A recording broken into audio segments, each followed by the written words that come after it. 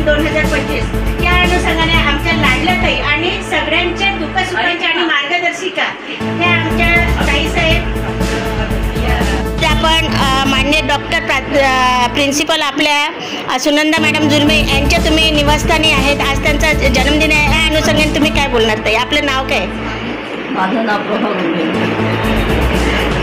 ताईंच्या विषयावर काय बोलणार आज? ताई आम्हाला खूप प्रेरणा दिली आहे.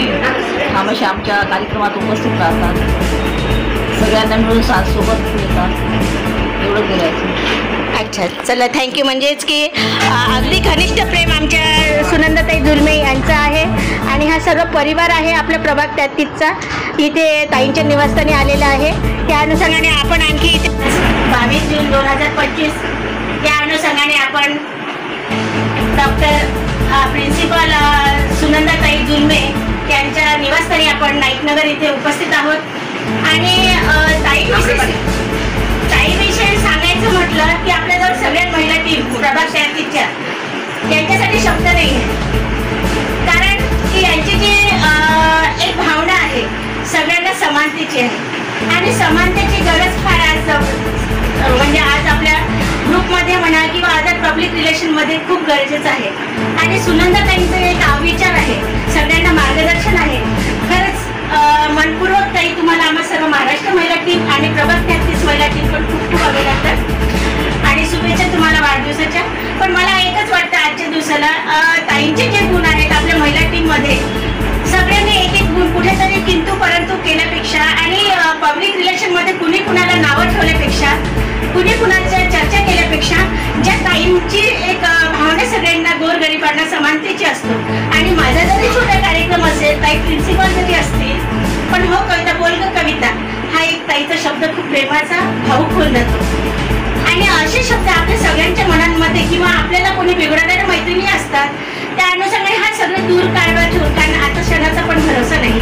आजच्या क्षणी मी ताईंच्या मार्गदर्शनासाठीच म्हणजे ताईने मार्गदर्शन आम्हाला केलं हे शिकायला आणि ताईने आम्हाला शिक्षित केलं आहे. तर ह्या अनुषंगाने मी सगळ्या माझ्या महिला टीमला पुन्हा ताई खूप शुभेच्छा सर्वांकडून तुम्हाला देतोय. आणि एकच बाळगतो की आपल्या क्षेत्रामध्ये फक्त सगळ्यांनी एकता आणि किती महिला वाढेल आपल्यासोबत हा एकजूट असावा. गरिबांचा कार्यक्रम असो, छोटा मोठा असो, राजकारणाच्या ठिकाणी चालावं, पण समाजकार्याला अगर कोणी पुढे जात आहे त्याला पुन्हा प्रोत्साहित करा आणि ताईसारखे विचार सगळ्यांचे ठेवा. कारण मीपणा हा सोडून द्यायचा. मीपणा हा जास्त समाजामध्ये चाललेला आहे, जातीवाद जास्त चाललेला आहे. मी कोण, हे कोण, ह्या कोण, काय आहे, किती पदावर आहे, काय हा पद काही कामाचं नसतं. माणुसकी हा महत्वाची. जी आमची समानतेने आमची जुर्मेताई स्माईल करत राहतात आणि एकच शब्द ताईंचा फक्त मला एकच येतं ताई खूप भावूक करतं की बोललं का कविता. आणि आज ताईचं स्पेशली मेसेज तुला यायचं आहे बरं का. तर ताई खरंच तुमच्या शब्दाला आणि सगळ्या परिवार मला आज भेटतात पुन्हा आणि सगळ्यांना पुन्हा मला इथं ताईने बोलण्याची संधी दिली यासाठी खूप खूप अभिनंदन ताईंचं. आणि माझ्या शब्दाला विराम देऊन शेवटचा टप्पा आहे 30 जूनला आपल्या शाहू गार्डनला 5 ते 7:30 पर्यंत कार्यक्रम राहणार असा छोटासा. आणि तिथे आपण संगीताचं सुद्धा अमरावतीवरून येणारे संगीतकार आहेत. तर त्यासाठी आवर्जून या आणि माझ्या शब्दाला विराम देऊन मला सुट्टी देते. आमच्या साहेबांनी आम्ही एकाच एरियात होतो, आम्ही बँकेत असल्यामुळे आमची ओळख झाली आणि आमची फॅमिली रिलेशन झाले. तेव्हापासून आमची मैत्री कोणतं सांगत पाहिजे ते होतं 93-94ला 95ला आम्ही सोबत होतो. नंतर पाहिजे ट्रान्सफर झाली, आमची पण ट्रान्सफर झाली. परत नागपूरलाच आलो योगायोग मैत्रिणीला भेटायचा प्रकार. आणि मग इथं परत आमचं येणं जाणं सुरू झालं. साहेबांचं मध्यंतरी तब्येतीचं सुरू झालं तेव्हा आमचं येणं जाणं सुरूच होतं. आता पण आमचं असं खूप वेळा नाही पण अधूनमधून भेटतो.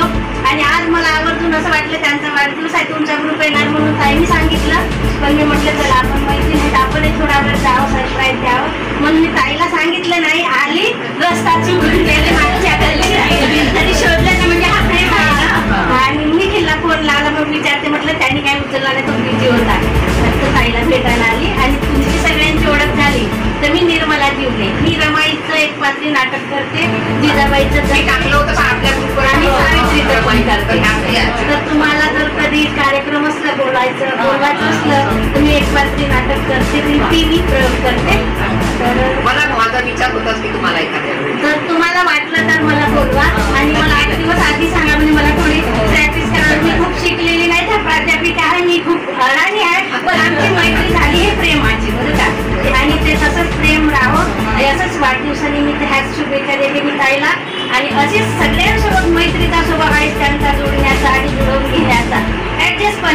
तो माझ्यात आहे तसं त्यांचा सगळ्याच आहे आपल्याकडे आणि म्हणून मला आपण काही बोललं हे अगदी खरं आहे की मतभेद विसरून जायचे आपलं काही बाया म्हणलं का होते असं म्हणतात की 100 माणसं बाया नाही परवडले बाई नाही परवडली असं म्हणतात तर ते तसं नको व्हायला आपण त्याला उलट करूया म्हणजे आपण असं उदाहरण झालं पाहिजे का एक माणूस नाही परवडला 100 बाया